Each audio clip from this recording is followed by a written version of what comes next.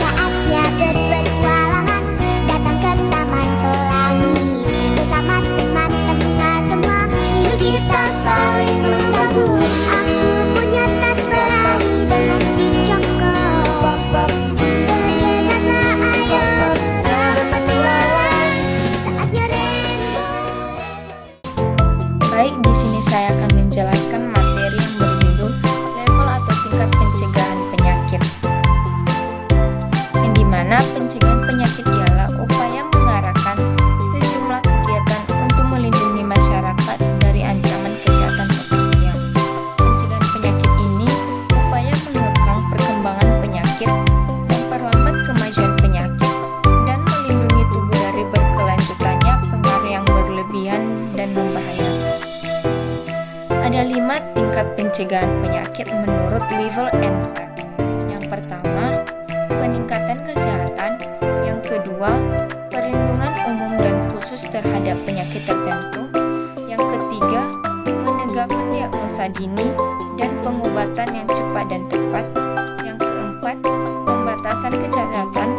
Yang kelima, penyembuhan kesehatan. Baik, penjelasan yang pertama yang dimana peningkatan kesehatan dalam Permenkes nomor 74 tahun 2015 pasal 1 ayat 1, di mana peningkatan kesehatan ialah setiap kegiatan atau serangkaian kegiatan yang bersifat promotif dilakukan secara terpadu, terintegrasi dan berkesinambungan yang ditunjukkan untuk mengoptimalkan derajat kesehatan masyarakat.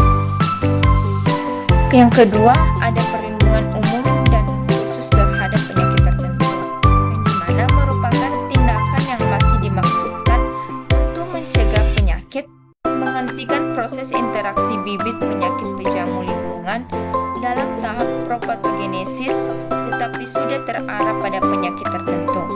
Tindakan ini dilakukan pada seseorang yang sehat, tetapi memiliki risiko terkena penyakit tertentu, golongan masyarakat tertentu, serta keadaan tertentu yang secara langsung atau tidak langsung yang memengaruhi tingkat kesehatan. Contohnya, yang pertama, ada isolasi terhadap penderita penyakit menular, misalnya yang terkena flu burung. Yang kedua, ada memberikan imunisasi pada golongan yang rentan untuk mencegah penyakit dengan adanya kegiatan pekan imunisasi nasional atau PIN. Yang ketiga, ada pencegahan terjadinya kecelakaan baik di tempat umum maupun tempat kerja dengan menggunakan alat perlindungan diri. Yang keempat, ada perlindungan terhadap bahan-bahan yang bersifat karsinogenik, bahan-bahan beracun maupun alergi. Dan yang terakhir, ada pengendalian sumber-sumber pencemaran, misalnya dengan kegiatan jumsi atau Jumat bersih untuk membersihkan sungai atau selokan bersama. Yang ketiga, ada menegakkan diagnosa secara dini dan pengobatan yang cepat dan tepat, di mana merupakan tindakan yang menemukan penyakit sedini yang dilakukan untuk menata-laksanakan segera dengan terapi yang tepat. Yang pertama, pada ibu hamil yang sudah terdapat tanda-tanda anemia, diberikan tablet V dan dianjurkan untuk makan makanan yang mengandung zat besi. Yang kedua, mencari penderita dalam masyarakat dengan pemeriksaan, misalnya pemeriksaan darah atau röntgen. Baik, yang keempat, ada pembatasan kecacatan, di mana kurangnya pengertian dan kesadaran masyarakat tentang kesehatan dan penyakit. Maka sering masyarakat tidak melanjutkan pengobatannya sampai tuntas. Yang dimana dengan kata lain, mereka tidak melakukan pemeriksaan dan pengobatan yang komplit terhadap penyakit. Pengobatan yang tidak layak dan sempurna dapat mengakibatkan orang yang bersangkutan cacat atau ketidakmampuan, yang dimana oleh karena itu pendidikan kesehatan juga diperlukan pada tahap ini. Dimana pembatasan kecacatan terkesan membiarkan penyakit menyerang dan membuat cacat si penderita baru kemudian diambil tindakan.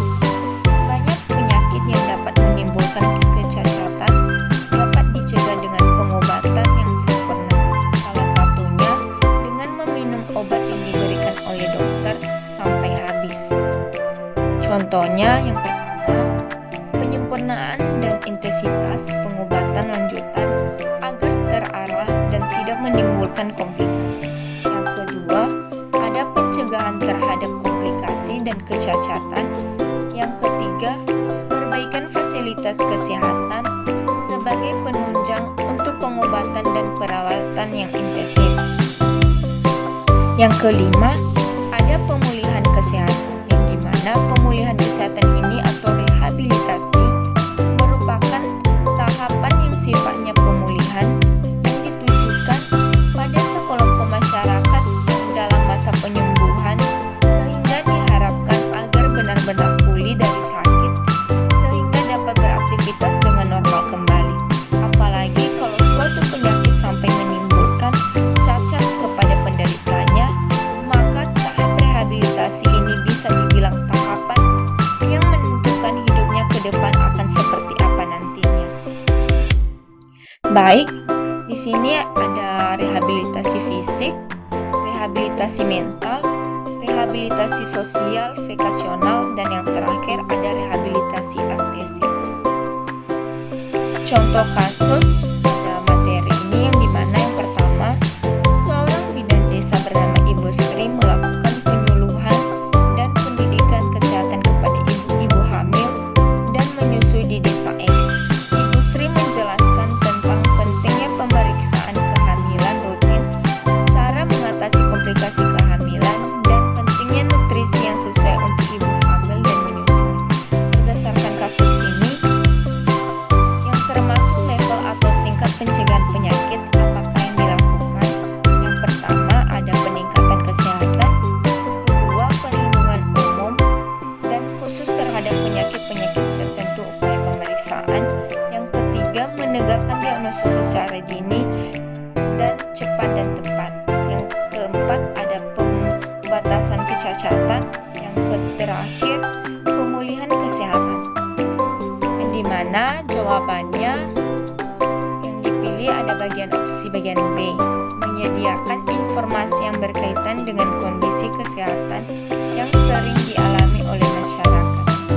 Dalam kasus tersebut, bentuk peningkatan kesehatan yang dilakukan melalui penyuluhan yaitu menyediakan informasi yang berkaitan dengan kondisi kesehatan yang sering dialami oleh masyarakat, yang dimana menurut Kolifal 2020, yang dimana salah satu contoh level pencegahan penyakitnya dengan peningkatan kesehatan.